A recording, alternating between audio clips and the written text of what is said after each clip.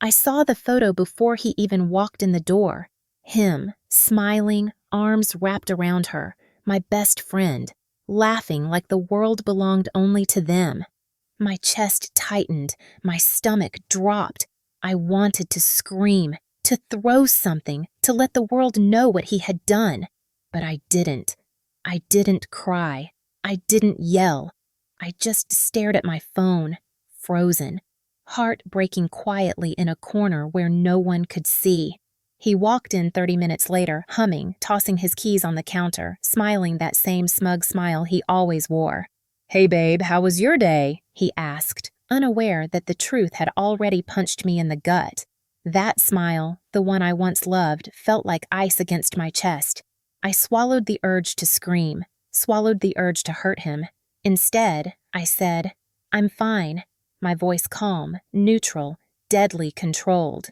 He kissed me on the cheek, the same lips he had used on her, and I didn't flinch. That night, I lay awake, staring at the ceiling, mind racing. Betrayal had a sound, the sound of my own heart breaking in silence. I remembered every laugh they shared, every secret glance, every lie I had missed. And I realized something. If I reacted now, if I cried or shouted, I would give him the power he no longer deserved. I wanted him powerless. I wanted karma to do its work. The next morning, I started with me. I laced up my sneakers and ran until my lungs burned, until my legs trembled and sweat poured down my face. I joined the gym. I lifted weights until my muscles ached in a way that made me feel alive. I studied. I worked. I reinvented myself. Every drop of sweat, every tired step, every focused hour at the desk became fuel for the transformation that would make him wish he had never crossed me. Weeks passed. My face began to glow. My body became strong, lean, untouchable. People noticed. Colleagues complimented me. Strangers smiled. Even my mother, who had always worried about me, said, "You look different, stronger." But I never told anyone why. My silence became my weapon. I didn't call him out. I didn't confront her. I simply walked past their world, slowly, deliberately, letting them see what they had lost. I watched them from the edges. Friends, parties, work gatherings. He still thought he had control. Still thought I hadn't seen the betrayal. He never suspected that every accomplishment, every new friend, every smile I received was a silent dagger through his ego. Every time he boasted, every time he flirted, I smiled inside, knowing that one day he would feel the full weight of what he had done.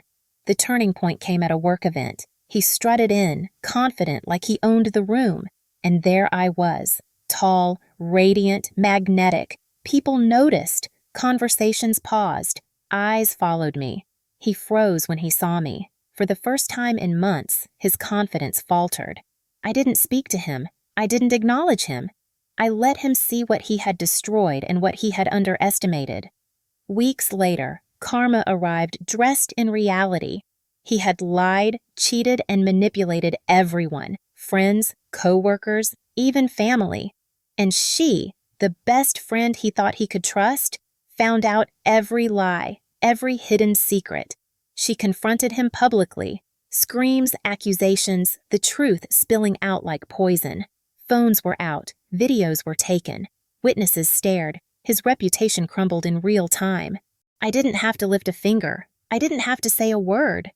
The universe did it for me, and when I heard about it, I smiled, not cruelly, not triumphantly, but softly, with the calm of someone who had already won. He was exposed, publicly humiliated. Everyone who mattered now saw his true face. His ego, which once ruled like a crown, shattered under the weight of its own arrogance. When I ran into him weeks later, he looked small, pale, ashamed. He tried to speak, tried to charm, tried to claim innocence, but the charm had left him. His arrogance, his smirks, all gone.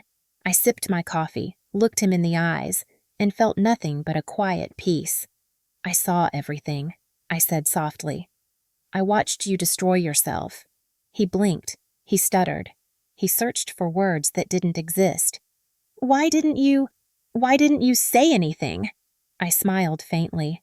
"Because I wanted to see the real you. the one who thought no one was watching. And I was right. He hung his head. I didn't need to explain further. Karma had done what I could not. Destroyed him quietly, efficiently, and completely. The girl I was, the one he dismissed, cheated on, and called not good enough, was gone. In her place stood someone untouchable, radiant, unstoppable. I moved into my own apartment overlooking the river. Mornings are mine.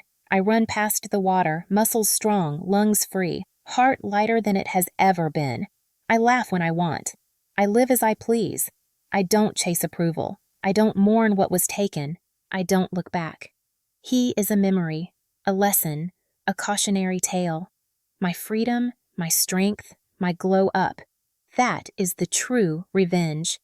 And every time the wind brushes my face during my morning run, I think, silence is louder than screams, patience stronger than rage, and karma always arrives, sometimes when you do nothing at all, just when the world has been ready to see justice unfold.